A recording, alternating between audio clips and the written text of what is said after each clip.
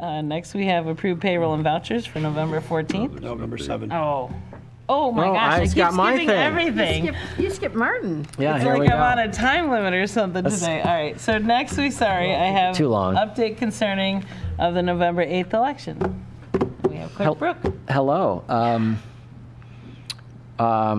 Well, I must say that on behalf of my office, the staff, and the 200-plus people that worked on this election who live in this township or very nearby, thank you, everybody. It was a orderly, successful election.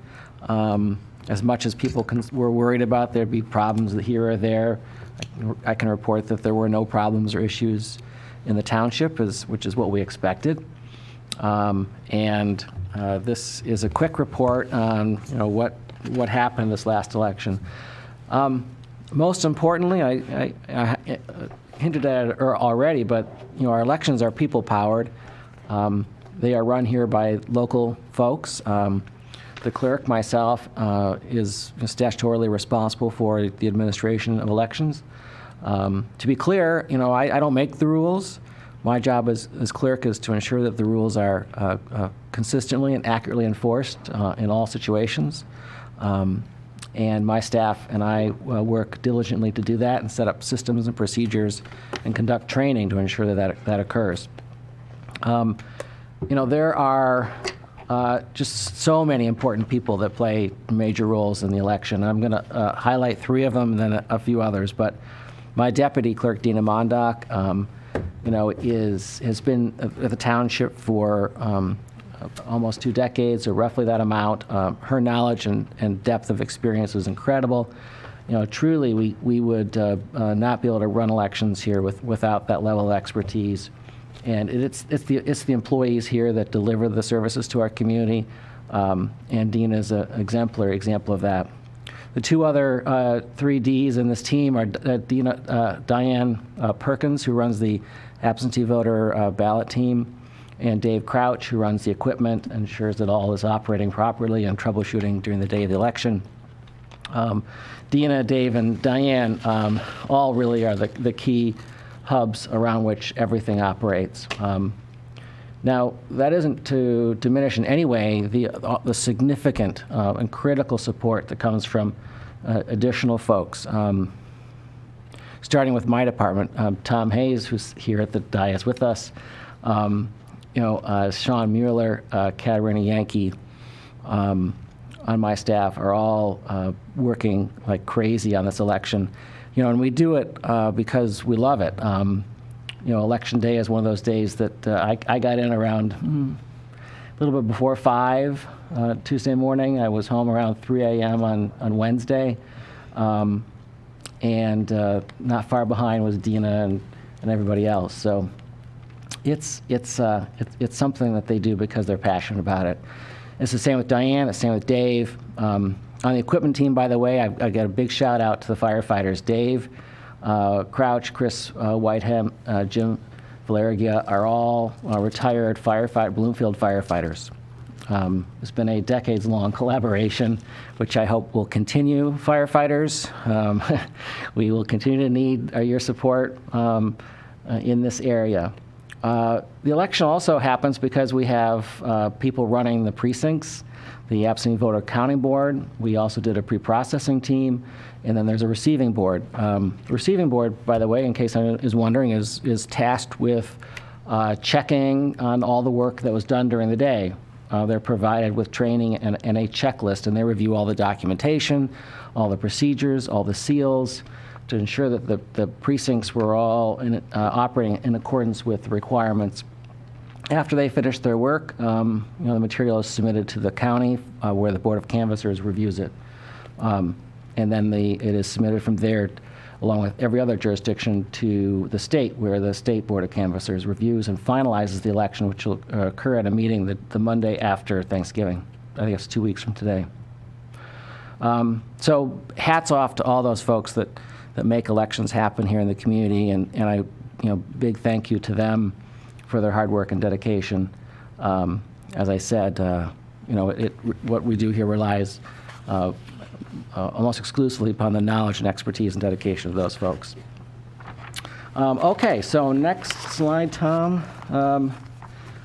We had a big, robust turnout in the township for a mid-year election.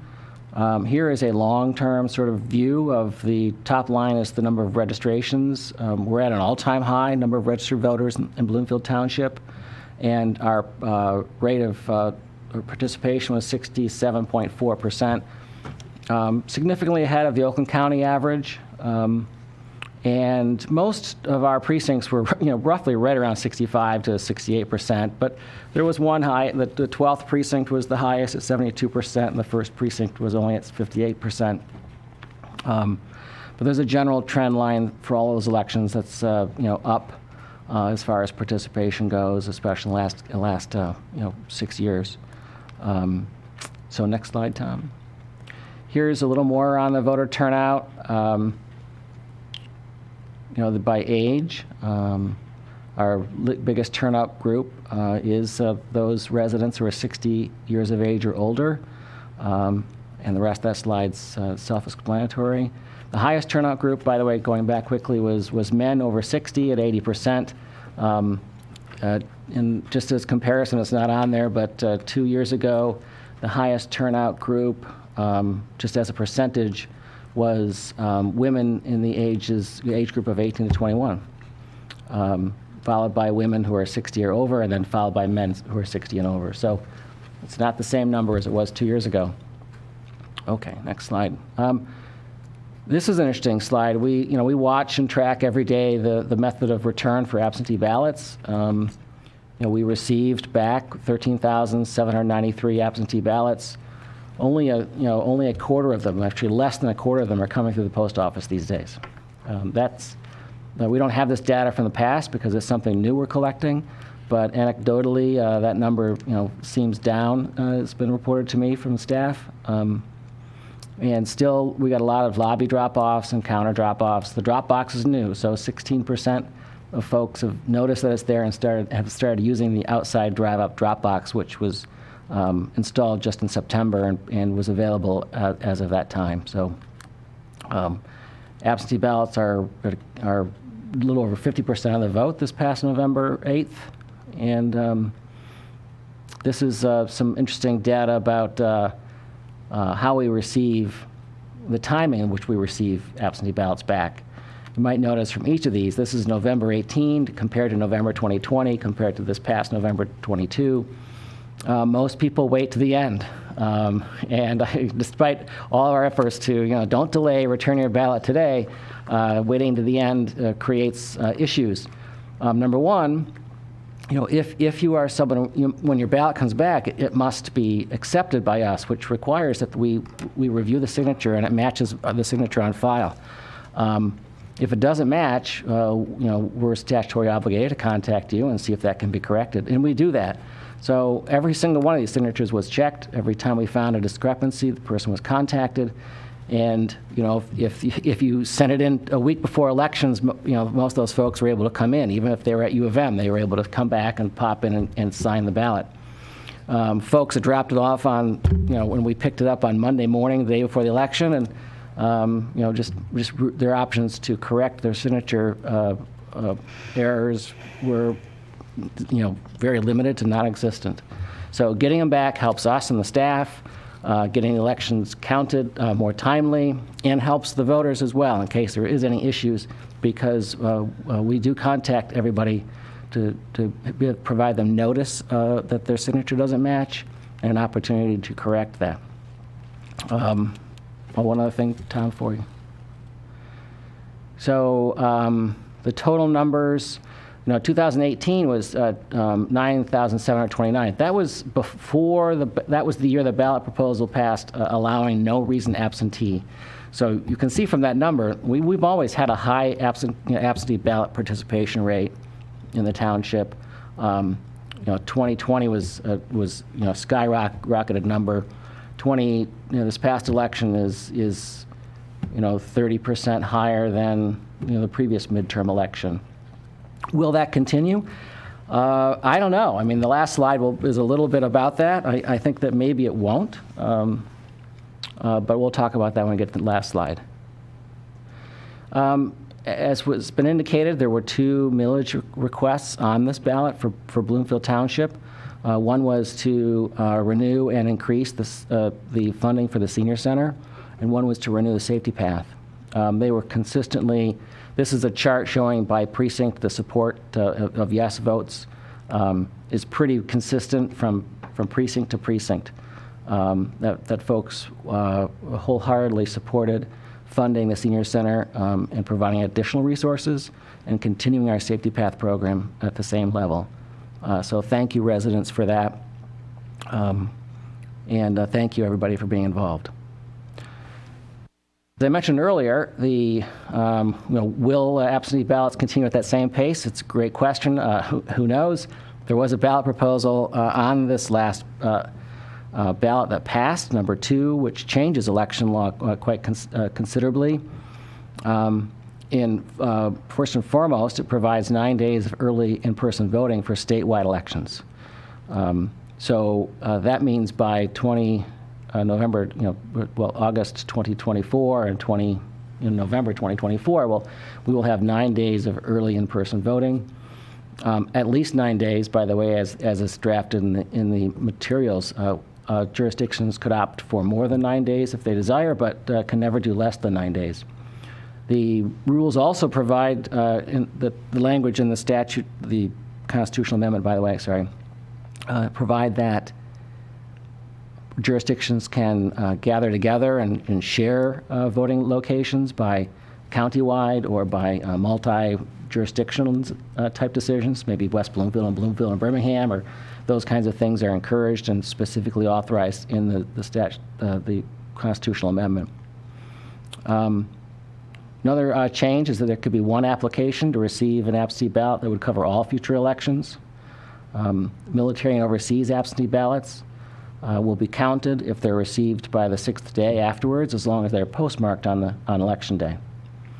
And then there are a couple of items that are in current election law that are now enshrined in the Constitution, such as currently individuals are required to provide acceptable ID or to sign an affidavit of not in possession of ID. That's an item that will, instead of statutory, is now included in the Constitution. Also, some funding for absentee ballot drop boxes, one per every 15,000 registered voters. That funding would come from the state. How this will play out, who knows? I mean, now that's in the Constitution, the legislature will most certainly pass some laws implementing this and giving a little more meat around it. Secretary of State will likely have some regulations that help coordinate and give some instructions. And then we'll be left here to implement those things, and we look forward to doing it. I'm excited about these changes, and we'll see what the future brings as far as absentee versus early in-person versus precinct voting. So lots of changes on the horizon. Thank you for listening, and any questions about this material?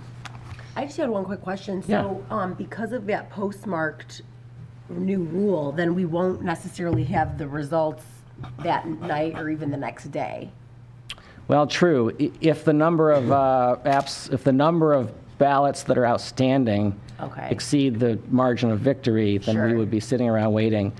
There were about 140 military and overseas ballots that we sent out for this November, so it's a small amount, unlikely to really delay the outcome of an election, but it's possible. For us, most of these military and overseas is 2 separate categories. It's military or overseas. Most of our voters in this category are the overseas category, that folks are living in maybe even attending school in Canada or living in Europe, but last resided here in the township. Then we do have a few military, but most are overseas. Does it say overseas or does it say international? Overseas. So somebody in Canada wouldn't count. It does. So. Is there a C I'm missing? No. So it says overseas, but it's defined, more that phrase is defined to include, Mexico, Canada. That doesn't have to be in Asia or Europe. Was that brought into the vernacular during like wartime when people would have been overseas versus? I mean, we think you'd have to look up to see when they invented it, but my guess is it was military overseas back then. Now we have expatriates who work all over the world, but I'm just guessing that it had something to do with when it was enacted. I don't know. It's been around for a while. Yeah. But it absolutely does include, folks that are in Canada as well as, Europe. He has Canadian ties here, so you got to watch it when I you do, throw I those do. barbs. Who does? He does? Yeah. Oh. His son's Yep. in Canada at school. Yeah. My brother lives in Canada too. Yeah. They're neat. All U.S. citizens, by the way. Yeah. Any other, Clear that up. questions? Do they have ID? No, I'm kidding. Yeah. Yes. Check their actually. ID when they vote. No, I'm kidding. Thank you very much. So for yeah, your thank report. you. Thanks for the opportunity. And if anyone has any questions, by the way, out there at any time, please contact me. I'm happy to talk about it over the phone, in person, or whatever. So Well, like you said, that, will absentee ballot requests and receipt of them continue to escalate? Well, with 9 days of early voting, maybe not. well, Let's one of not the switch to the early voting because it's nice to put it through yourself and know it's done. absolutely you get that immediate feedback. Okay, I did it right. Come Woo! on voting day, yeah. But you can't change your mind. And I'm always surprised at how many people will submit their absentee ballot to us, and then they'll come and ask to spoil it and change it. But and once vote differently. you truly vote it, then you're You done. cannot change it. Well, and the fun part is always when in a primary, when somebody's a new voter and they don't know you can't split your ticket, and it jumps right back at you. Had that happen to me when I was young, and I was like, and he said, "You broke the machine." I was like, "What?" It's startling when but I do know. I mean, we've done that enough years at our age that it's like Feels the good to machine put it takes it. I haven't done that in a couple of elections, so thank you, Martin, for all Yes, you did. big thank you. Oh, to my, you and my, your my team. pleasure, and on behalf of my team, that theirs as well. It's, we do it because we really believe in this process and happy to be involved. Thanks to Tom and everybody as well. Right, Tom? We all love it. We can say that now. Don't. If you'd catching asked up me on on. sleep. Yes, if you asked us last Wednesday, would have said, No.